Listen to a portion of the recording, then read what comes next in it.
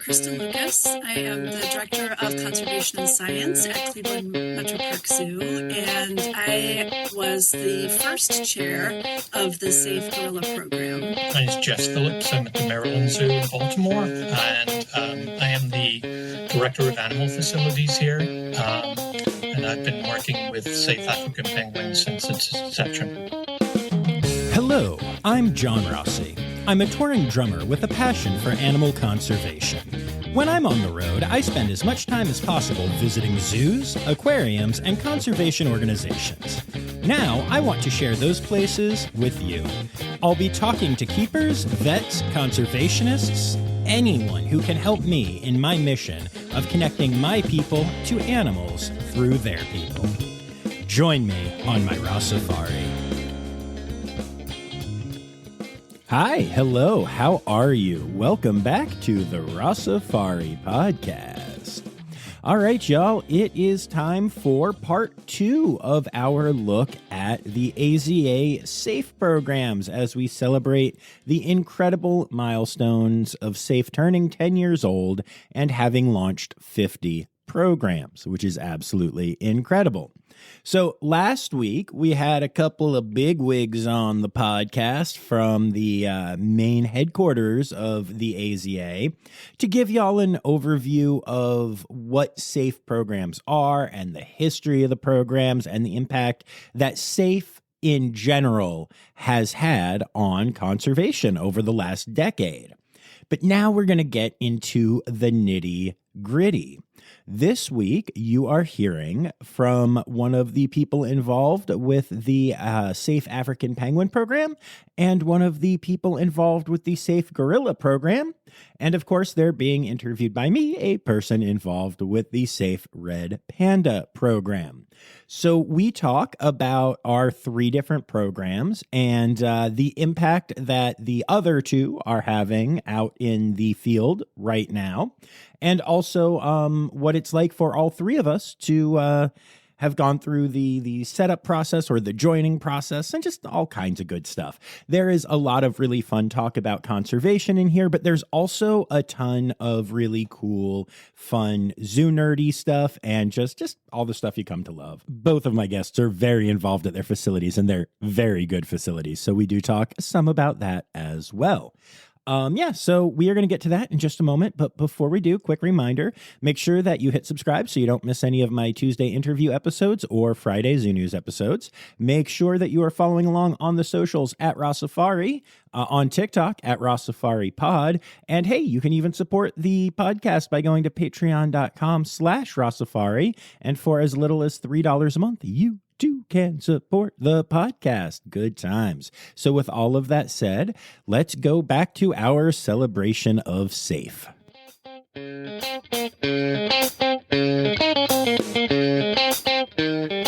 Very cool. I'm very excited to have you both here. And we are obviously here today to talk about the SAFE programs that you're involved with. But before we do that, just really quick, I wanted to tell you that I have been to both of your zoos multiple times and have had people from the zoos on the pod.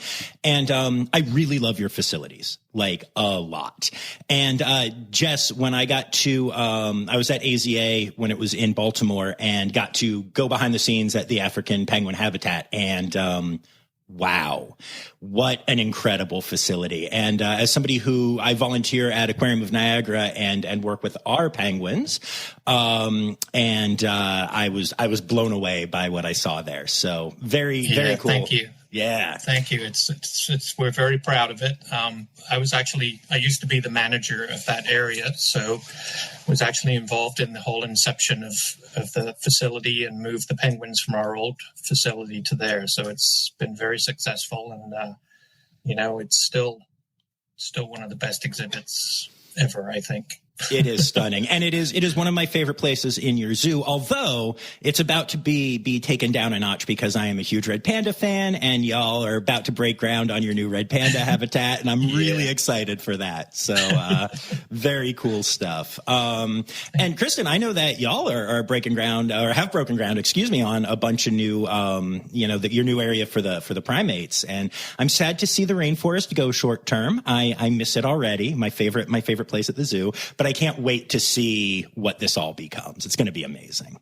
Oh, I agree with you 100%. We are so excited. It was hard to say, a temporary farewell while we get through this construction portion, but what's coming next is just so exciting.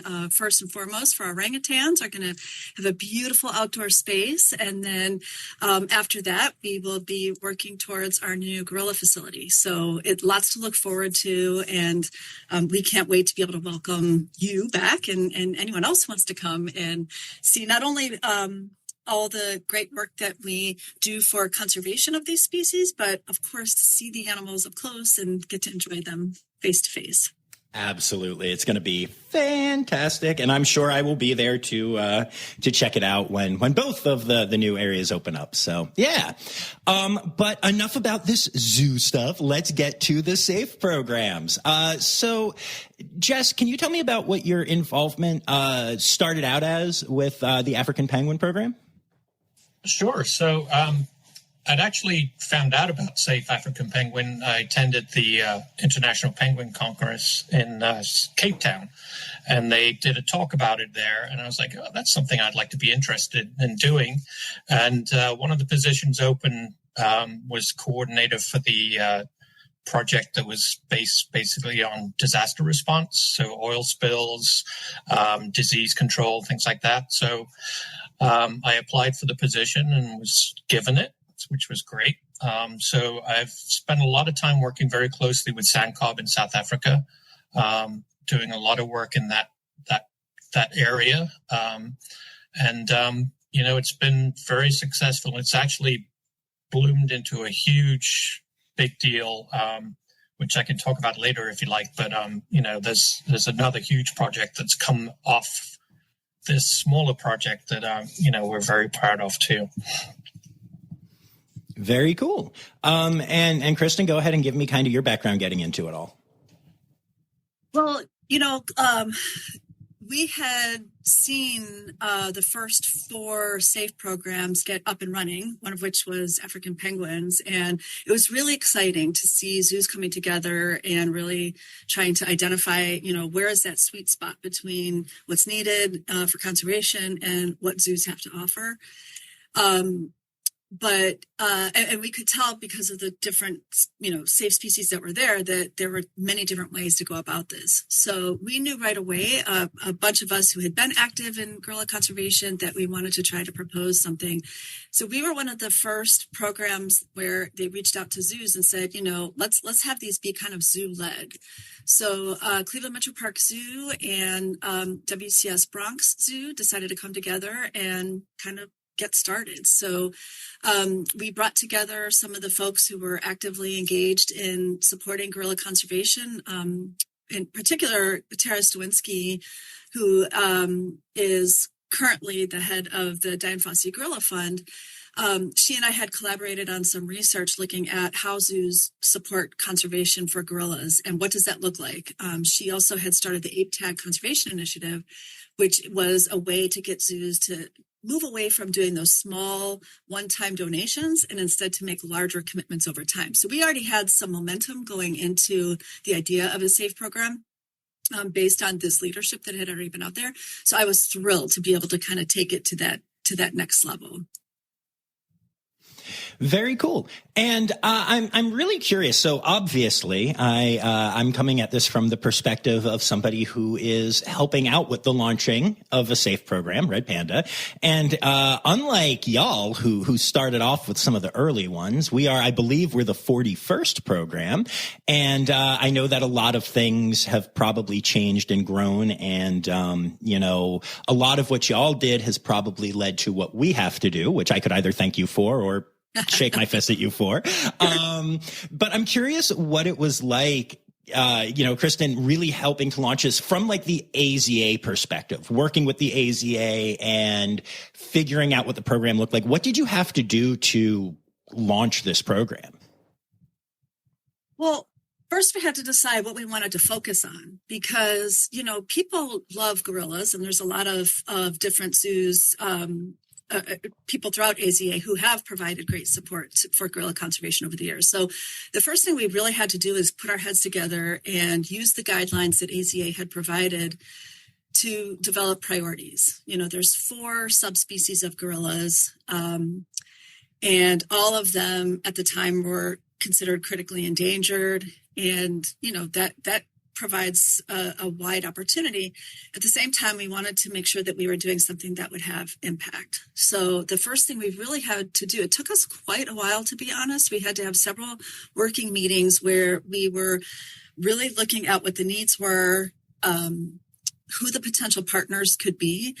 One thing I have to say that's going to be very different than what Jess is probably going to be talking about around African penguins is, the majority of what people in North America can do to help support gorilla conservation is going to, be around funding. We're not necessarily taking people from our zoos and sending them to some of these areas where we are prioritizing conservation work. So we knew that funding was going to be an important part of what we did. And so that was a big part of it. So then, who do we select as partners to be able to be the recipients of this funding? And so we were all scientists. And so we were all very pragmatic and scientific about it, working, as ACA had and as WISE to look at the IUCN priorities and kind of go from there. And at the end, we decided to focus on 2 subspecies, cross river gorillas, because that is the smallest subspecies of gorillas and very likely considered the most endangered ape, with about 350 individuals left in the world. Wow. So that we knew was going to be something we wanted to highlight and prioritize sending support to. And then on the other hand, we wanted to focus on Growers gorillas because that was the population that was declining most drastically.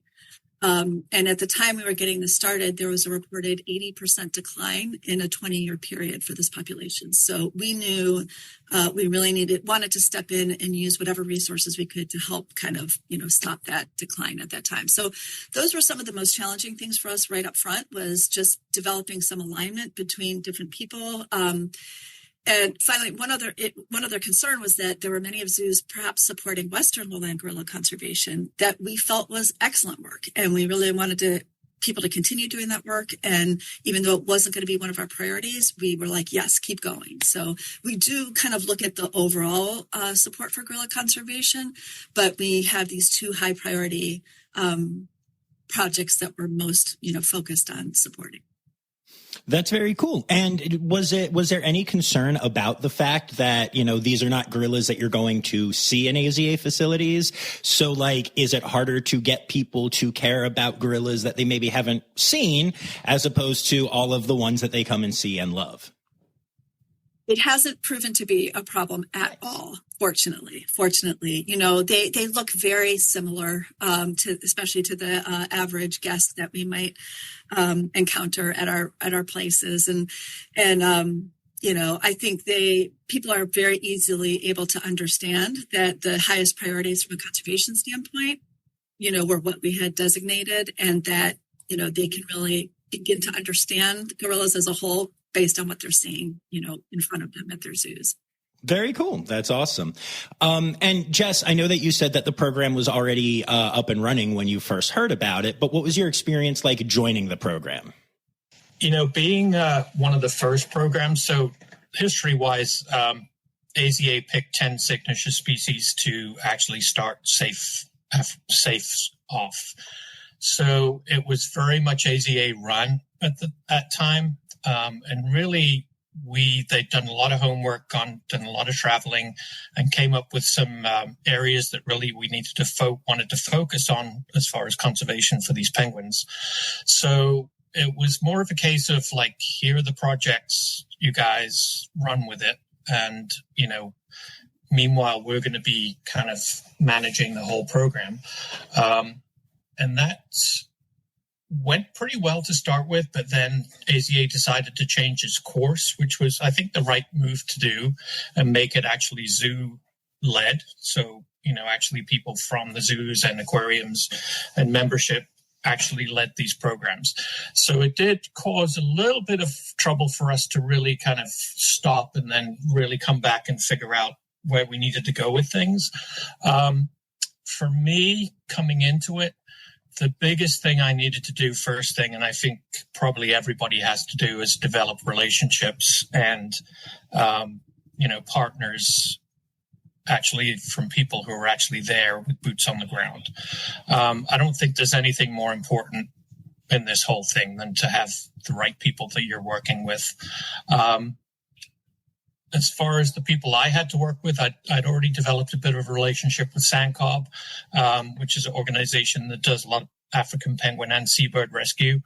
And they're kind of known as in the forefront of African penguin conservation. So they were kind of an easy choice for me to partner up with.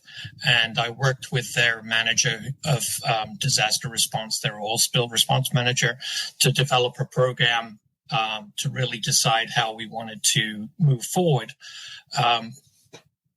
Other relationships are a little more difficult to establish, especially with government organizations.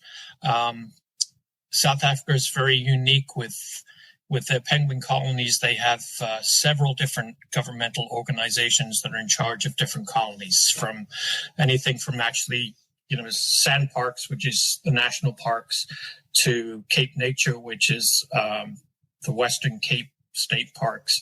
Robben Island Museum has parks. The city of Cape Town has colonies. So there's all these different organizations that are responsible for colonies. And so we had to kind of combine all of those people and make them, work together. And Sandcob was very key in doing that. So it was very important for me to establish that relationship with them. And, I think if I hadn't, I'd pretty much be literally dead in the water. So that's very cool. And that makes a lot of sense. And I do have to say, I think I agree with you. And from talking to Katie and Dan last week, I knew about the whole, it started off as 10 AZA programs, and then they split off. It was really interesting hearing you say that did cause some it was a bump in the road as you started that, but that you think that was the right thing. And I think that's one thing that I really love about these programs, is that making a decision like that might have caused a little bit of drama in the short term, but actually, the AZA was able to say, hey, here's what we originally envisioned, and it's not maybe the best way to do it, so we're going to do it this way instead. And I just think that's really cool, because so often organizations get so focused on whatever they have already decided that they won't change tact. So I think it's very cool to hear that, even if it was hard in the short term, you agree with it. Now, I am curious. You guys mentioned Diane Fossey and Sandcob, and I know there are other partners as well, but they are obviously very well-known, very well-established conservation organizations. And all of a sudden, and I know they already had great relationships with zoos and the AZA and everything, but all of a sudden, programs show up and say, hey guys, we're going to start doing conservation work too, and we want you to partner with us, but also we're a thing now.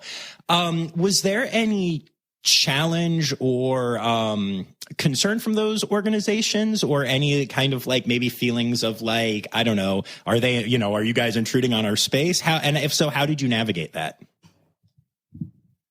I can speak to that. So definitely there was that whole, when I first went over to present the SAFE program to a panel that was sitting, that there was definitely that feeling in the room that we were a bunch of Americans coming over to tell them how they should be taking care of their animals. I'm kind of a laid back guy, so I really went in there kind of saying, hey, we're not here to tell you what to do. We're here to help. And you're not going to be our partners. We're going to be your partners. And really kind of made that, that feeling that even though we have a lot of knowledge and experience, I made sure that we respected what they knew, and they knew because they're working in the field, they knew more than we did. And, having that attitude from the very beginning, I think really helped me, and I think it's helped some other guys that are in the field on this project. It's proved very beneficial in the long run. You end up getting a kind of a good reputation that way too. If people know you're easy to work with, and that it's not ego driven, and it's not Americans throwing money around, because we don't have a lot of money in the first place. But they realize that it's genuine, that we're here to help them and not to tell them what to do. Yeah, I would 100% agree with that, Jess. We had longstanding relationships with our partners to begin with. And, what we really wanted to focus on was like, we wanted to stay true to the spirit of what the SAFE program was trying to accomplish in terms of, really having an impact on saving species. So we decided that we wanted to work very closely on the protection piece. Both WCS Nigeria, who runs the Cross River Gorilla program that we support, and Dian Fossey Gorilla Fund, who runs the program for growers, gorillas in the Democratic Republic of the Congo that we support.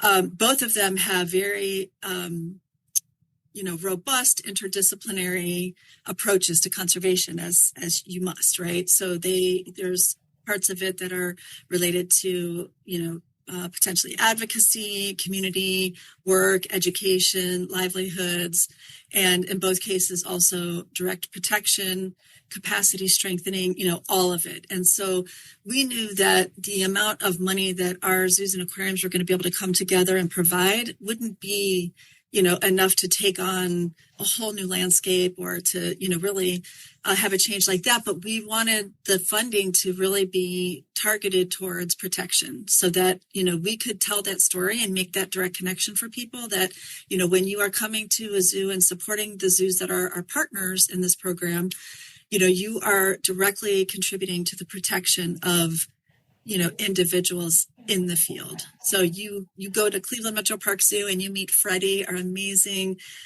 female who's been a foster mom to 2 infants, and you fall in love with her and you see the babies do what they do. And it's easy to tell that story that, the gorillas that are living on the border of Nigeria and Cameroon or in the Democratic Republic of Congo have just as interesting families and personalities. And, the zoos and aquariums through the SAFE program are really making a difference in keeping them protected. And we've been very proud to be able to say, for the years since we've started this, I think initially launched in 2019 as our initial action plan, but we had started organizing prior to that.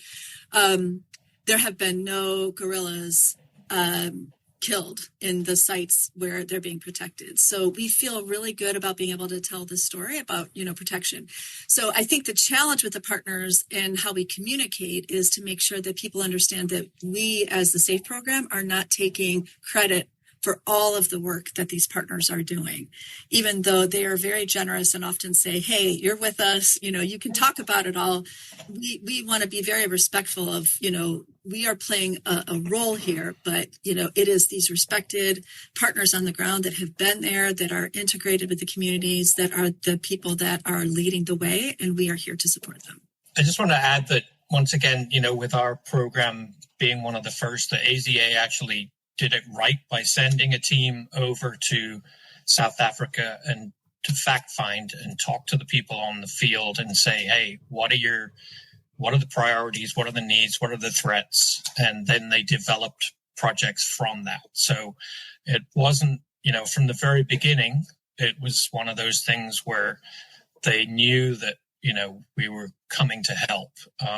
One of the challenges I have, it sounds like Kristen, you do too, is that they just see us as sometimes we're open pockets and, that all they want is money. which is understandable. So we help them with that. So sometimes there is a challenge to show that we would like to be involved in some form or another other than just, giving you money. And we do have passion about this whole thing, and we want to help apart from just giving money all the time. One of the things that has surprised me the most in helping with Safe Red Panda and the launch is we had to have a meeting recently with Red Panda Network, who are our principal partners in the field right now. And these are all people who know each other. So of the four of us that are kind of on the leadership team doing the thing, three of us have relationships with Red Panda Network. I volunteered for them. Shafkat volunteers for them. And Nikki is on their board. And so we all know these people. We've all had great conversations. I've had Terrence on my podcast, all these things. And when we went into the meeting, I was expecting it to be like a bunch of friends being like, woo, let's save red pandas.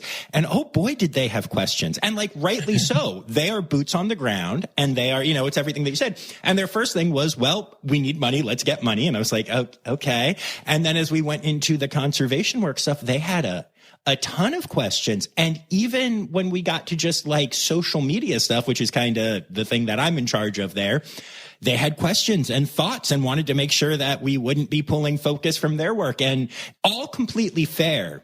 Yep. But it caught me off guard that there was that little bit of concern while also being excited.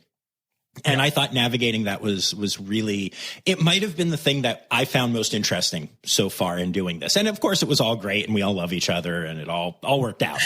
But the attitude I expected compared to what we got was just, it was very different. They were very focused on, we're doing this work and we are going to continue to do this work, and you are welcome to help, basically, like you said. But that's cool. And that's one of the things that I think is so neat about SAFE programs is that we are able to help in unique ways. And one of the ways that we're able to help is fundraising.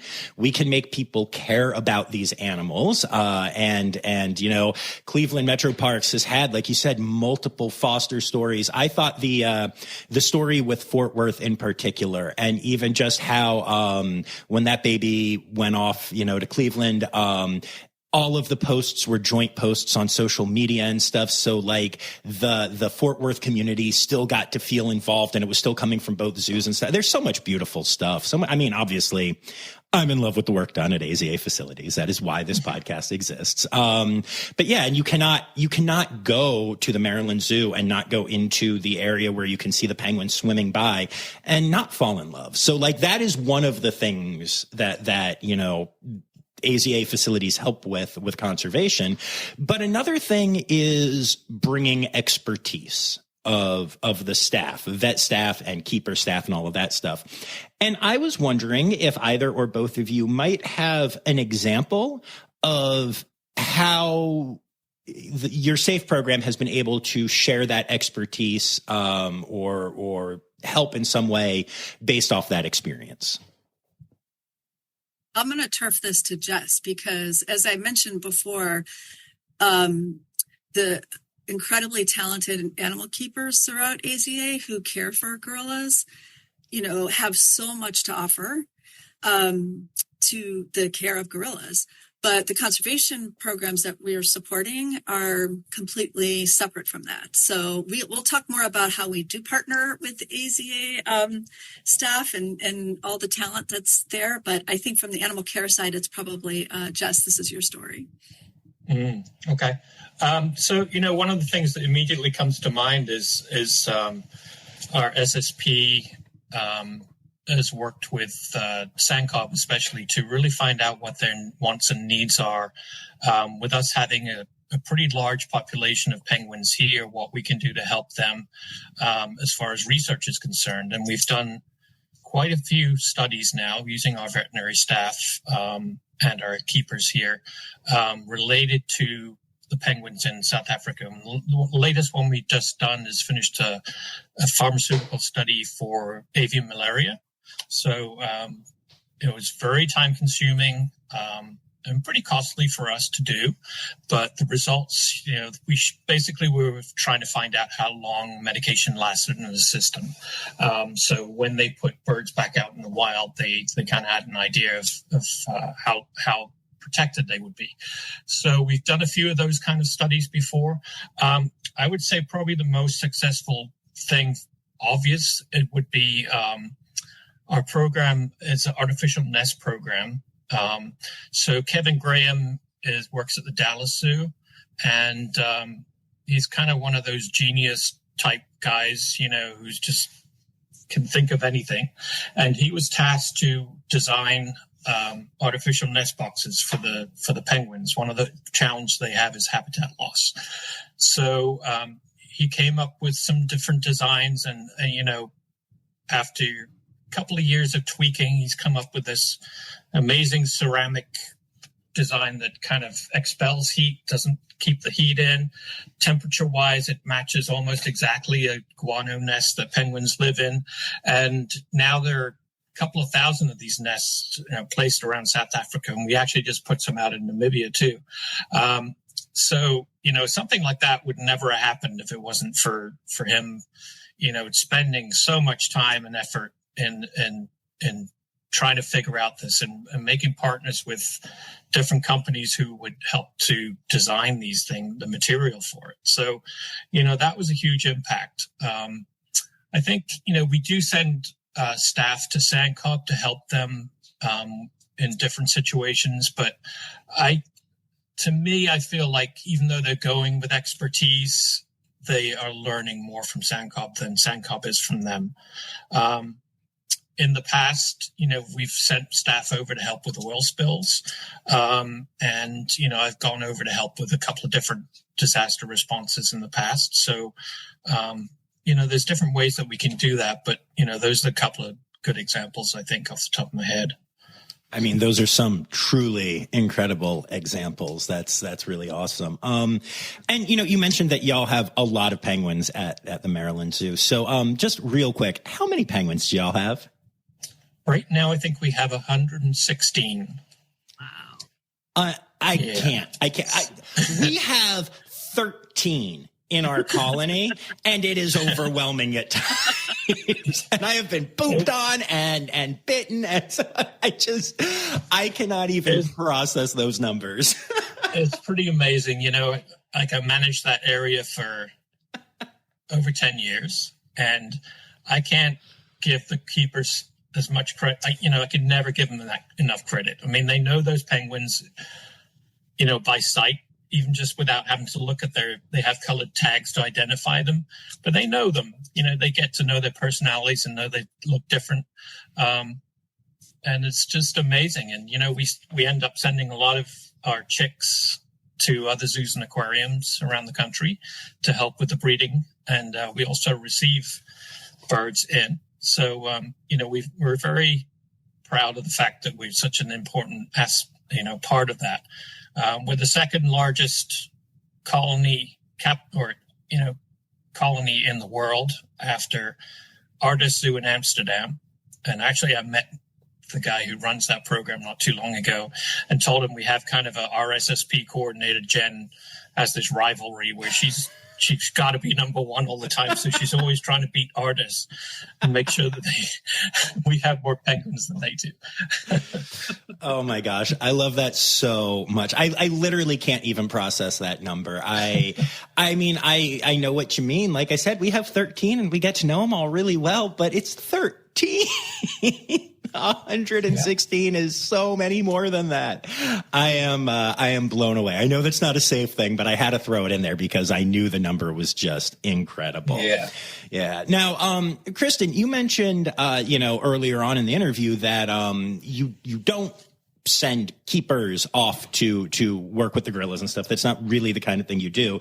But I am sure that there are aspects of the non-animal care side of AZA expertise that you're able to, share with your partners. So can you elaborate some of that?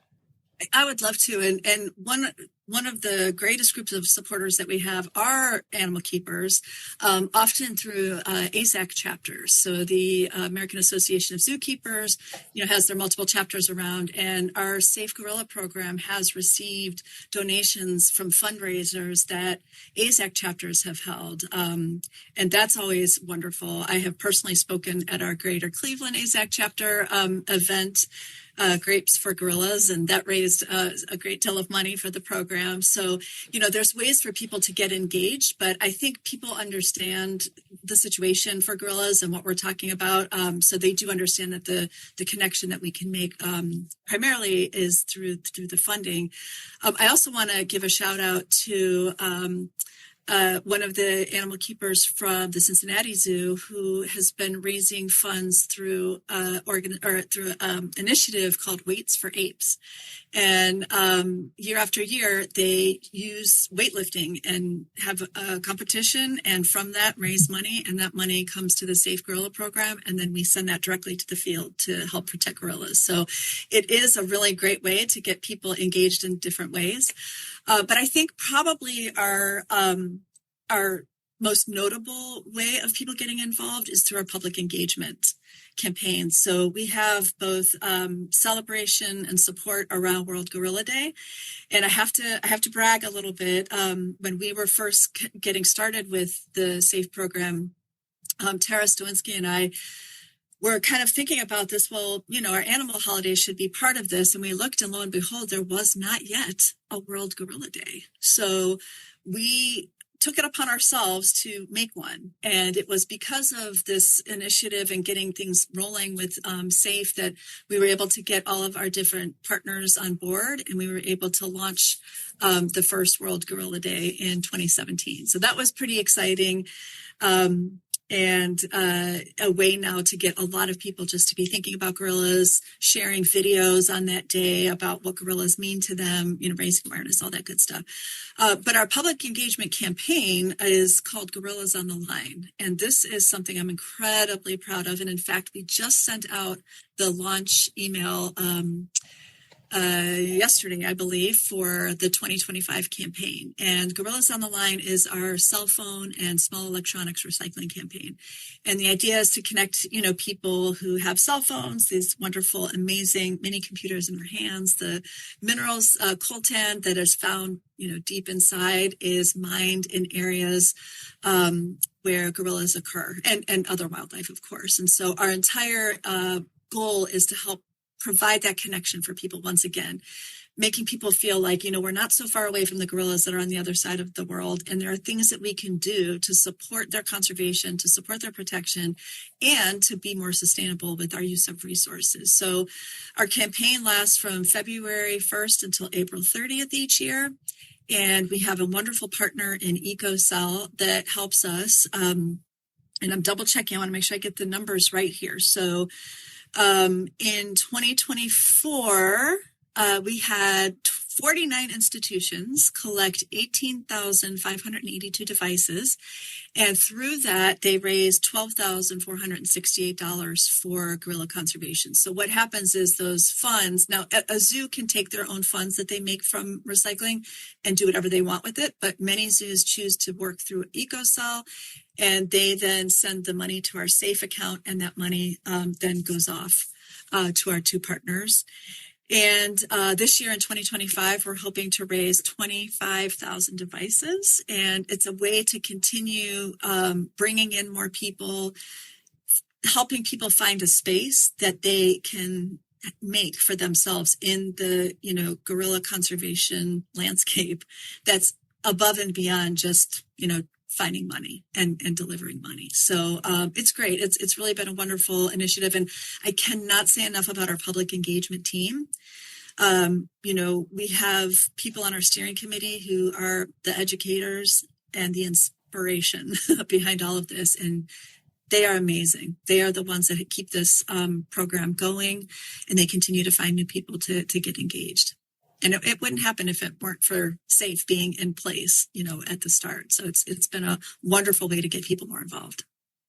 That's really cool. I I actually really appreciate you saying that, because as the co-leader of the public engagement team on Safe Red Panda, sometimes I genuinely feel like, why, we'll have a meeting and we'll be talking about the cool conservation work that we're going to be doing in Nepal. And I'm like, hey guys, I have some thoughts on Instagram, and it makes me feel a little dorky, but I know it is important, but it's nice to hear that at the same time. You know what I mean? So yeah. And I have to say kudos to your program as well, because not everybody knows how important it is to get that expertise represented right from the start, because that's also some capacity strengthening happening as well, right? Like, on both sides of what's happening, both are very important. And so I think, a lot of times that's where we get people to get directly involved. And, I'm sure same with Jess as well, that we participate in a number of SAFE programs here at Cleveland Metroparks Zoo. And it's really a thrill to look at how each one is different. And I think that's part of the beauty, the diversity of how these programs work and can work and do work. But I always, even when, I help coordinate our zoo's involvement in our SAFE programs. And, ACA always asks for the institutional rep, but for Cleveland, we have this concept of, what is our SAFE kind of mini committee for that program? So maybe I am the IR for the orangutan SAFE program, but I know who my point of contact is in education. I know who my point of contact is in marketing. I know who my point of contact is, in the different areas, so that when I get updates from that program, it immediately goes out to multiple people within our organization. And so, I do think it's important for each zoo to have a point of contact that's not only familiar with the conservation initiative, but that is really engaged on the public engagement side as well. It's very important. Very cool. Yeah. And I will also say that it is through that program that I first learned about all of this cell phone stuff and the trading in of electronics and stuff, and have participated in it since then. And, one thing that I love about just this world in general, just zoo conservation, all that stuff, is you never really know the impact that you're having 100% of the way. Like, sure, you guys have your numbers and you know all of that, but the fact that y'all launched that program not only taught me about it, but then every year when it comes up, I talk about it on the podcast and share about that to my thousands of listeners who have heard about it. And you didn't know that till right now. And it's I did not know that. And that's really cool. And that's one thing that I love about this. You never fully realize, one of the things, my background, without going too detailed, I'm a professional musician. I fell in love with zoos. I learned about the AZA. But why I launched the podcast is I started talking to zookeepers, just asking, like, what's your red panda's name? Oh my God, these river otters are adorable. They're not, North American river otters. I knew nothing. And now 5 years later, I'm involved in 2 SAFE programs and have done a bunch of other conservation work and reached thousands of people a week. But not a single one of those keepers that I talked to knows that they had that impact on me, knows that their stupid discussion with some really overexcited guy about their red panda led me to all of the work that I've now done. And I'm not, there's so much more work being done than anything I do, but not one of those keepers knows, because there's no way to tell them. I don't remember their names. I remember all of their panda names, but I don't remember their names, You are a zoo guy. I am. I really am. But it's just astonishing to me to think about that, and I think it's a beautiful thing. And one of the things that, SAFE programs and zoos in general, you don't even know, even when you know what your impact is, you don't fully know what the impact is, which I think is a beautiful thing. I agree. And I thank you so much for sharing that. And I'll just offer myself quickly as a short story as well. I became inspired to study gorillas because of a National Geographic show I watched when I was in college. And it was only because of a curator at the Toledo Zoo was kind enough to let me in and start, supposedly as a keeper, but I'm allergic, so I'm a researcher instead. But it was that opening of the door that meant the world. And then I spent the next, 10 or 15 years completely committed to improving the lives of gorillas in zoos. And then it became, because it's AZA, because of our relationship to conservation organizations, I have now been actively engaged in gorilla conservation in Rwanda for the last 10 years. I mean, these are those connections that matter. And the zoo and the aquarium, it's just such an amazing front door for people to get into this space. It's fantastic. Yeah, absolutely. One of my favorite little stories about that, just real quick, is I had never heard of a tree kangaroo like a couple years ago. Yeah, and then sure. the San Diego Zoo Safari Park was getting them. They were opening their Australia section. And they did one of those, and I'm just going to say it, idiotic internet quizzes. What Australian animal are you? And I never do those. I hate those. But it was the San Diego Zoo Safari Park, and I was going to support it by taking the quiz because that gets more interaction and all of that. And the answer that I got was tree kangaroo. Okay. And I still don't understand why. Now that I know tree kangaroos and have spent time with, I am nothing like a tree kangaroo. I love them, but I am nothing like them. It was the algorithm. Yeah, it was. But it came up and it said that I was a Matchie's tree kangaroo. And I said, what the heck is that? And I started doing research and I fell in love. And then I had to get out to San Diego to see them. And as soon as I did, it was like that thing in The Grinch where my heart expanded like 3 times its size. And now I'm on Safe Tree Kangaroo and I educate people about them. And I had a video go viral and over 10 million people got to see a tree kangaroo for the first time because that was the #1 comment. All because of a stupid quiz on the internet that I would not have taken if it was on any other website. But now it's had an impact, you know, and we've raised money for tree kangaroo conservation and other people care about the animals now and all this stuff, all because of that quiz. Like stuff like that just blows my mind, you know? All right. And it begs the question, Jess, what is your story? There's got to be a was it a quiz for you as well? You know, I am one of those people that has a completely different story to anyone else that probably has a zoo job. So I'm originally from the UK, and I used to ride horses and for the Queen in England on parades in the military. And I moved over here and trained horses and taught horse riding most of my life. And then I needed a bit of a change. I was working for a horse vet who did some work here at the zoo. And so I got to know the general curator here at the time.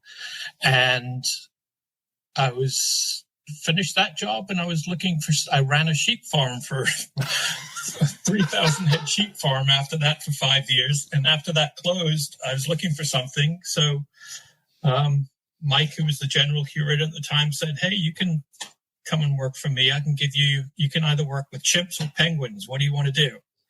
And you I chose was like, penguins? I said, penguins sounds good to me. So that was my first experience working in the zoo. So very, very different to the majority of people who start in zoos. And really had never worked with birds before or done any of that. So learning experience. And I can't say how lucky I've been to, you know, end up doing what I'm doing. I get to travel every year. I just actually spent 3 months in Namibia, helping to, you know, getting started a nonprofit organization that I was involved in starting for seabird and penguin rescue in Namibia. And that's all through SAFE. It all started out with, you know, I was in South Africa and some people don't even know there are penguins in Namibia too, on the West Coast.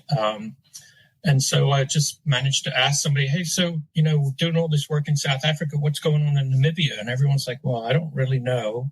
You know, there's maybe 1 or 2 people working up there. So I said, well, we should go up and find out.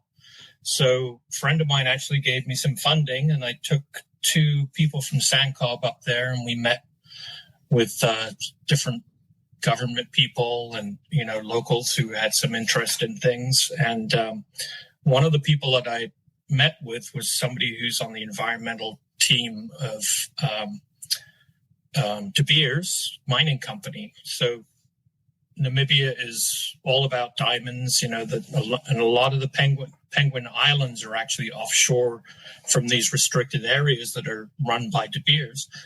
And after I got back home, I started emailing back and forth with this lady, and she's like, you know, yeah, because I was basically pushing for some rescue equipment in case they had an oil spill. And she's like, well, we want to do more than that. We'd like to maybe fund a seabird rescue center. And, you know, so I was like, holy moly, okay. So from that, we had a workshop and we decided to start this nonprofit organization based on SANCOB, and we have SANCOB people involved in the running of the thing. And since then, we've hired 3 seabird rangers and a manager.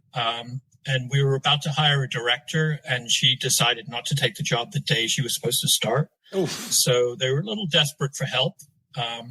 So they asked me if I would come and help get things started. And the Maryland Zoo was like, sure, we're committed to this. And so they let me go for 3 months. So I went in August and was there, and helped get the operations up and running. And, so that's how committed the Maryland Zoo is also to these penguins. The fact that they can afford to lose me for 3 months, which doesn't say much for my job, really. I mean, not job security. You're such a good delegator. You're obviously a good leader. Yeah. So that's amazing. For me, that's been my, the real kind of icing on the cake and the thing that's made me the proudest. I'm still kind of running operations right now, so I have a lot of early morning calls. Unfortunately, they're 6 or 7 hours ahead. So I have at least 4 scheduled calls a week. Some of them are 2 or 3 hours long. So, a lot of extra time put in. But once again, I couldn't do it without the support of the zoo and everybody that works here, who fill in. So that's kind of been, that organization is called NAMCOB, and we have our website. You can just Google NAMCOB, and it's NAMCOB, and you can learn all about the organization. And it's very new, but we're making a lot of headway, and it's very exciting. So. That's fantastic. That really is. That's incredible. Very cool.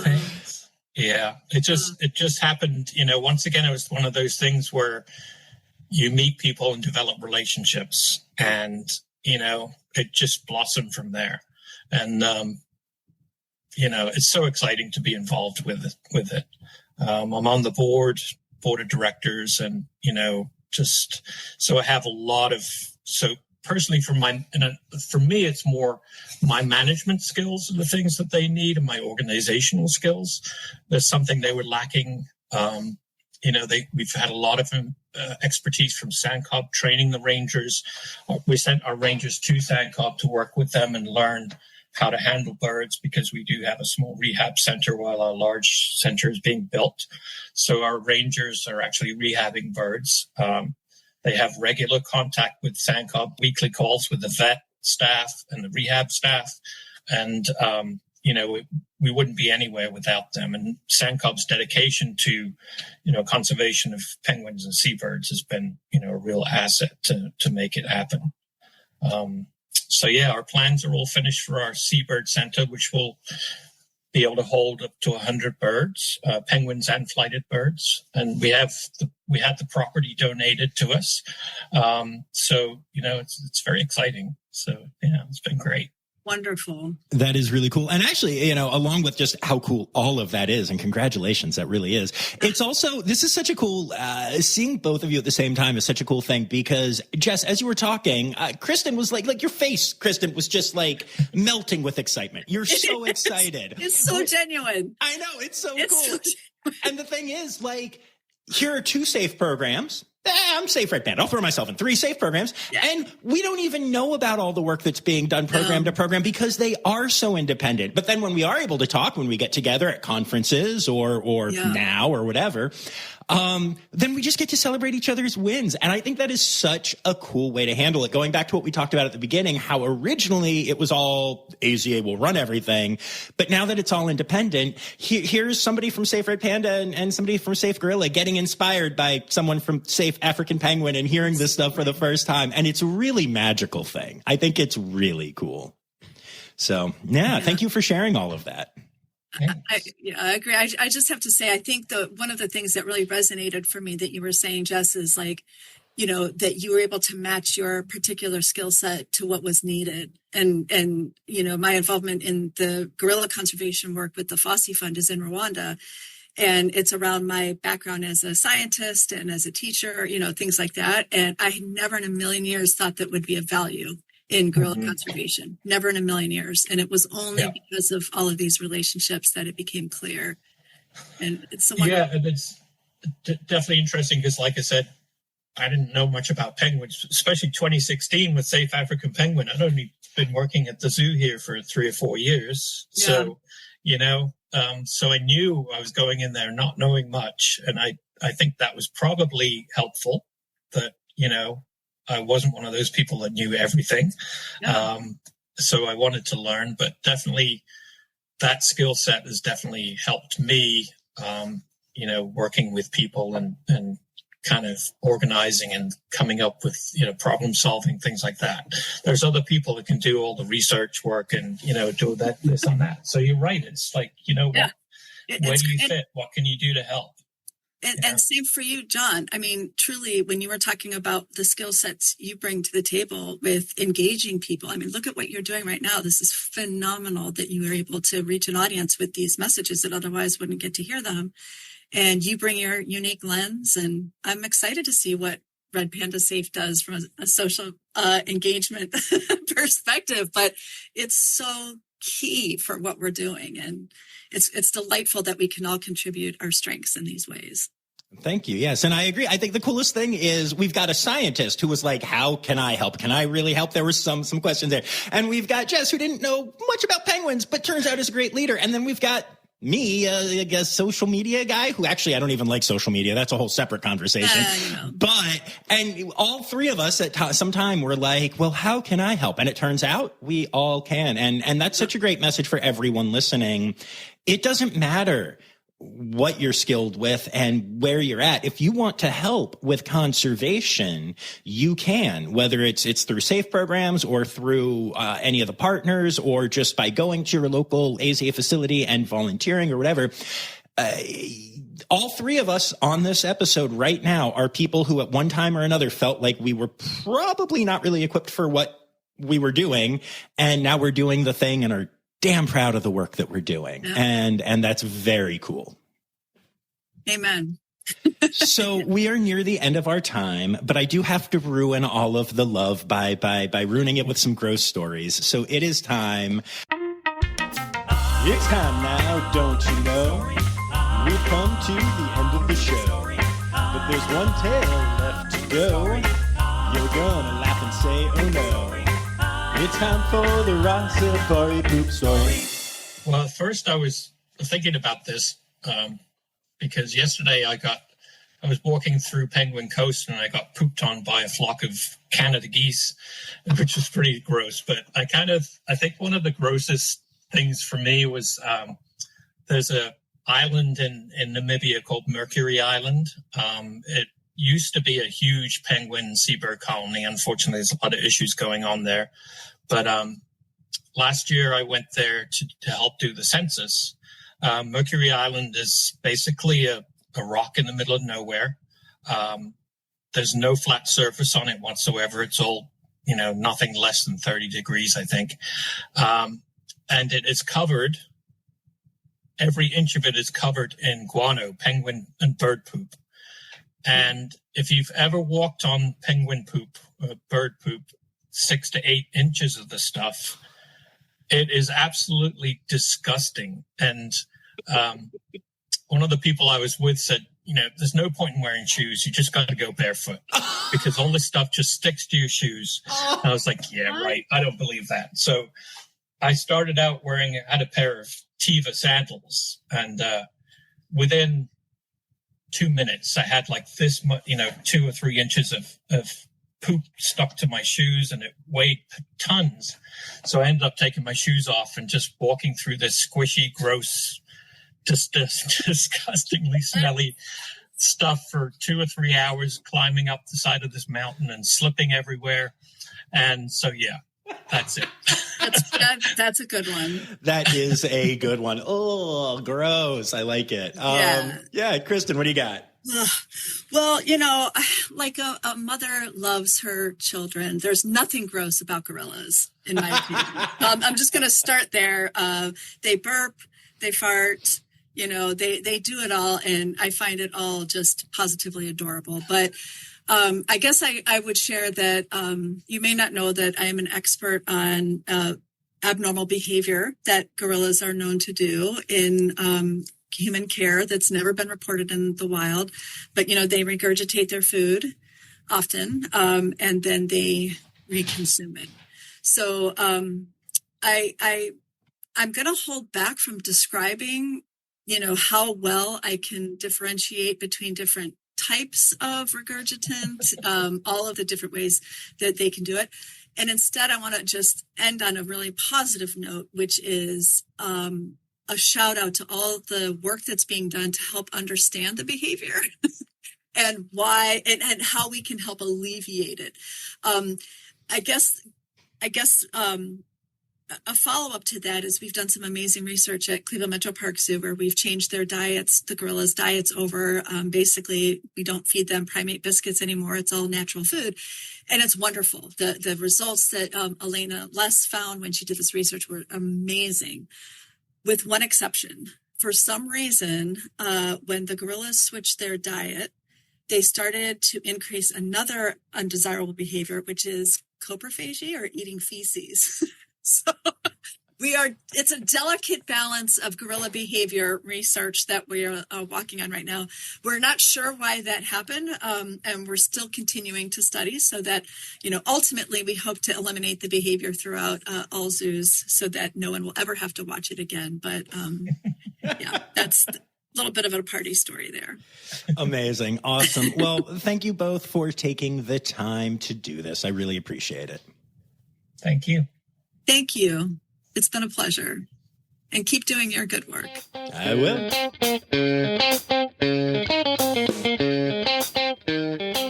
All righty. Well, there you have it, folks. Wonderful 2 weeks looking at the safe programs of the AZA. And I'm so excited to see which programs come next and come down the pike.